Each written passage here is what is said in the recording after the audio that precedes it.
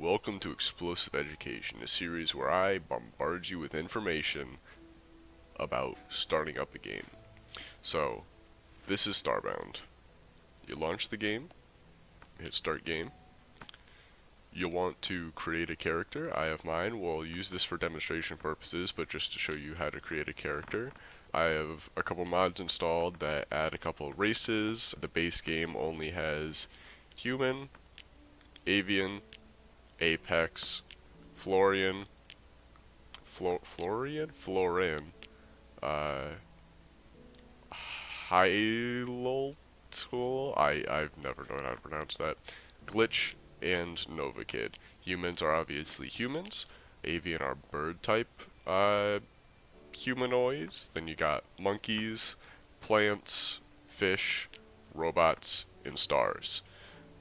You can go through male, female, you can change the colors of everything, you can change their character attributes, so like you can see the fish have belly colors and fin colors to change about. The Nova Kid have gas colors, the Apex, apparently even the females have beards, so each character has a variety of decisions to make, and you can just hit randomize until you find one that you like. But for the purpose of this video, we're going to use my character. I'm somewhat into the end game, but I've gone through and set up a introduction. So you'll spawn on your ship, and then, as to not give spoilers, even though I don't really think that's necessary, but if none of you have played the game, then spoilers. You'll have your main mission guy here to talk to. He'll get you started. Once that's ready, you can beam down to your current planet. And once you're here, you're on the planet. This is a fortress from one of the races, like the extra races that I've installed. But what you're going to want to do once you start on a planet is you're going to want to chop down a tree. It'll get you your first wood and logs and stuff like that. And this is the starter area that I have set up. So if you open your inventory, which should be default by eye, you can see all of the logs that you just picked up from chopping down the tree. Open your crafting menu, which should be default C. You'll see an inventor table, which is timber and wooden logs. And you get timber from wooden logs. So, timber from wooden logs that I just chopped down, and then you can make an inventor table, which is this. Open up the inventors table by hitting your interact button, and you'll be given the options of anvil, foraging table, primitive furnace, spinning wheel, and wooden workbench. The only ones important to you starting off are the anvil, the primitive furnace, and the spinning wheel. The first one, oh, I just turned off the torch.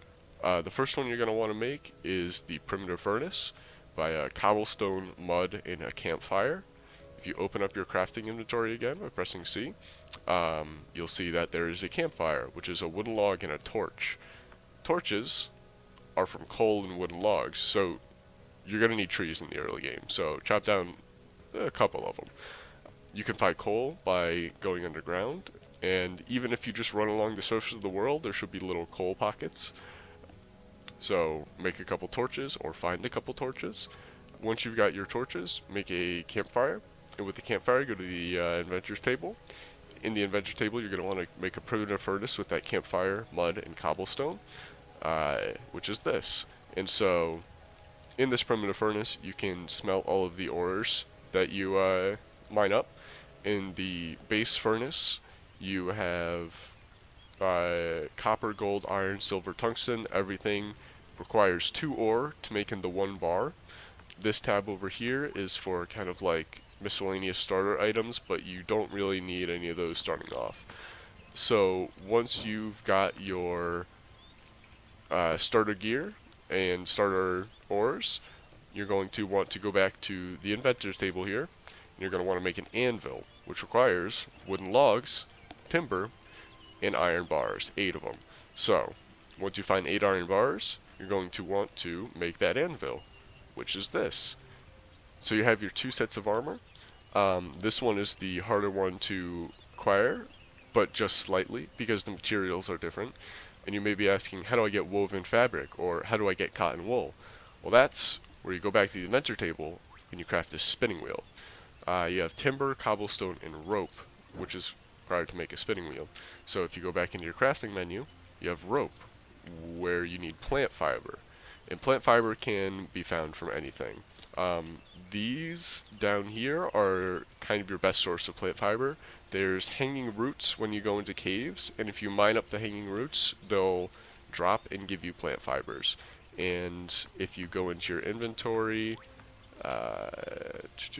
into this tab, this is what the plant fiber will look like. It looks like roots. So after you've created your spinning wheel, go ahead and place it down, and this is a spinning wheel. You can create fabric, string, and cotton wool here. This is for a quest. So fabric requires more plant fiber, string, more plant fiber, and cotton wool requires cotton fiber. Cotton fiber is somewhat tricky to come across, and especially in abundance. So that means this armor that requires the cotton wool is somewhat tricky to make because you have to find cotton to do that. If you do find a cotton plant, you can nab it and start growing it, but I'm not going to go over that in this video. So once you've got all of your basic materials, basic armor, this whole kind of setup here going, you should be all set to start exploring. And that's the main attraction to this game, well, at least for me, is exploring the planets. So once you're off and exploring, you can come across little structures like this. This is generated by this world, so is the one on the other side. And some of these structures, actually a lot of them, have loot that you can find. So a lot of structures are randomly, or all structures are randomly generated, but it depends on what planet you go to, that determines what kind of houses will spawn, and not even houses, just structures in general. So you can see here, I have jumps and dashes and balls and all sorts of weird equipment, but this is all just endgame stuff, more mid-game to endgame stuff, and I'm not going to go over that again in this video. So as you're exploring, you might come across some coal, look here. You might come across stuff in the background that you want to interact with. So you can actually see that if I place a torch down here, this here is your plant fiber, and you can see that there's some copper in the background. This is going to be me left clicking. I can interact with these blocks, but if I move over the copper, nothing's happening. And so that's where you want to right click. You can interact with blocks in the background by right clicking. So that's just sort of a, that sort of covers all of the basics of the game. And so I'll kind of go over these toolbars now. So you have your character up on the top left here. You've got your health bar, your energy bar, and your food bar. My food is at half right now. So your health bar obviously depletes as you get damaged. Your energy bar will deplete as you use stuff like ranged weapons or maybe special abilities on a weapon. And your hunger just depletes over time, or if some special circumstances come to fruition. So this is your main hotbar up here. This is where items you pick up will go. This is where you want to put weapons or healing or blocks or torches, your kind of basic stuff. You have 2 toolbars. You can press X to swap between them, and in your inventory you have these 5 slots. So this is your main inventory. This is kind of where loot goes. This is your block inventory, so any kind of blocks or liquids once you get later into the game, this is where all that will go. This is sort of decoration, and some like utility kind of stuff will go. So like for example, if I pick up this spinning wheel here, it goes into here. So this is the tab that would hold all of these if you pick them up. So then here you have stuff like crafting materials. This is where all your plant fiber and things like that will go. And then you have your food tab. So any seeds or food you pick up will go into this tab here. So then the toolbar on the right here, this is kind of shortcuts for, or I guess not shortcuts, but long cuts for what I've been showing you. So this is your quests. You can see I have a couple quests active right now, and you can just tab over and see your completed quests. Active quests, you can click between them, and you can see you can track quest. I'm currently tracking this quest, which is the main quest. You can just click on another one and hit track quest, and this up here will change. So track the main quest, and you can see the rewards that you get for doing the quests. Some quests have rewards, some don't. As you can see, you just get little reward bags. So then next you have your inventory button, which is, I have it bound to a hotkey, which you can do to open up. And anywhere you move your inventory, it will open back up once you move it to that location. So it's really handy. I like having mine off to the side. So after your inventory, you have your crafting. You have your inventor's table, campfire, all your basic crafting desires here. This is your like starter crafting area. You have codex, which is books that you find throughout the world, and you'll be able to read them here. So after codex, you have your collections. This is for pets. These are creatures that you catch. You can make them your pets. That's a lot late game though. Action figures are little statues that drop after defeating a creature. Sometimes, very rarely, they'll drop a little statuette of themselves.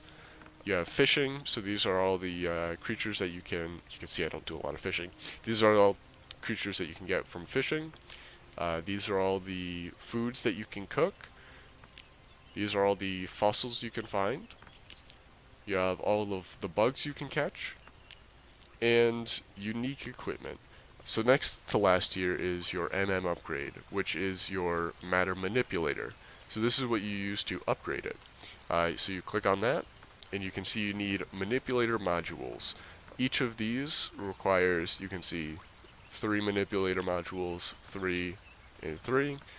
This one needs 12, 24, 48, so it's obviously a tiered system.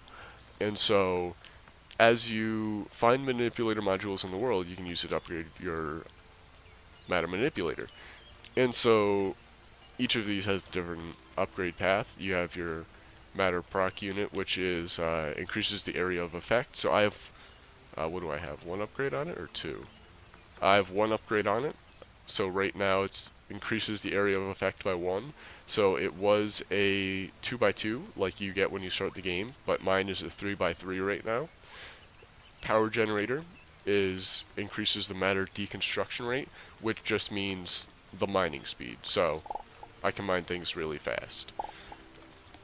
You've got your optics, which just increases the range. So usually, say your matter manipulator reaches this far, I've increased the range to reach this far, and then like this far. So that's what that does. And the expansion slot, that's these up here. So the first one is the collection of liquids, and I think I had some liquids in my inventory. Yep. You can see I picked up some water. Sometimes rain will collect on the ground. You'll come across poison pools or things like that, and you can use your liquid collection to collect those. Next up you have painting, which is this here. Painting, you can left and right, or right click to cycle through different paint colors, and left click to paint things. So you can see I'm painting this dirt red, or I can paint it blue or green or whatever. And if I cycle back to it being empty, you can just kind of clear the paint. So it's a pretty cool feature. Oh, it looks like this is actually slightly tinted. As you can see, if you can see, I'm clearing the like redness out of this dirt. That's interesting. I didn't know that. So there you go. And so the last upgrade is the wire mode here, and that's this here. So the wire mode is, I'll give you a basic example of the wire mode. So the red dots here are outputs. So if you interact with this, it'll output to the red. And the blues are the inputs. So this object will respond to outputs. So if I take this red here and move it to this blue here, when this object is interacted with, so when this door is interacted with, this output will trigger this input, which triggers this door. So if I take this output and move it to the lamp here, I can no longer interact with this lamp. So here, let me wipe this by right-clicking on it. I can interact with the lamp and turn it on and off. But if I take the output and move it to the lamp, that should turn on the lamp when this output is like activated, which triggers by this input, which triggers by this output, which triggers by this input. So if I open this door, it should open this door, which should turn on this lamp. Ta-da! So that's basically all wiring mode does. It lets you do fancy things like that. So the last option on your hotbar here is actually what you use to teleport to your ship. So you can see here it's crossed out, and that's because I have a full background behind me. If you walk out into an open space with no background, you can see that I can beam up to my ship. Also, it's at some depths, not too low, you can dig out the background and be able to beam up to your ship. But at a certain point, this background becomes like a cave background, and you can't beam out of the cave because you're in a solid area, not open to the world like you are here. So if you hit beam up,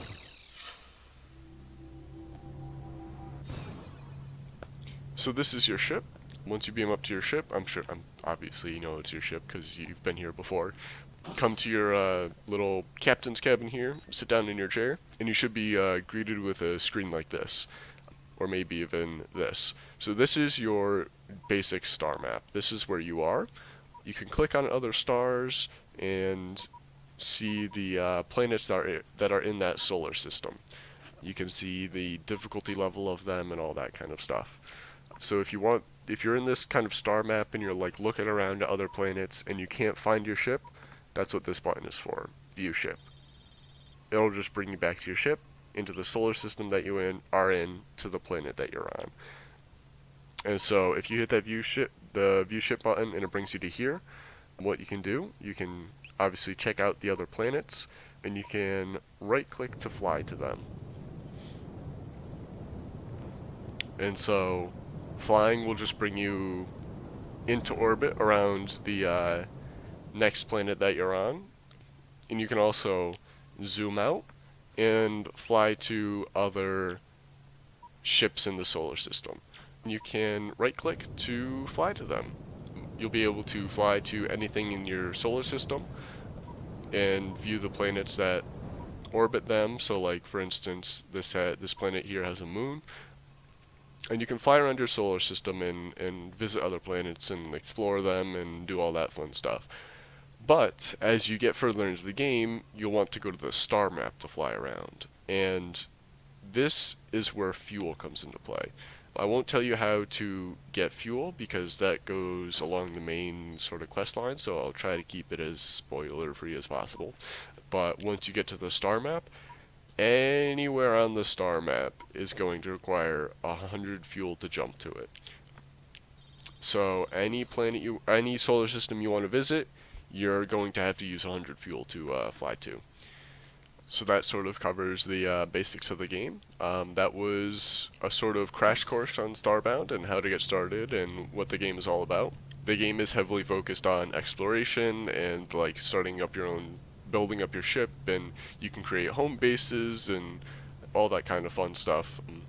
It's an insanely fun game. I enjoy it tons, and obviously since I'm making this video, I'm going to be streaming Starbound. And I'll do this every time I release one of these videos. Every time I stream new content and am going to upload it to the YouTube channel, I will make a video like this explaining the core basics of the game. So hope this helped, and Godspeed.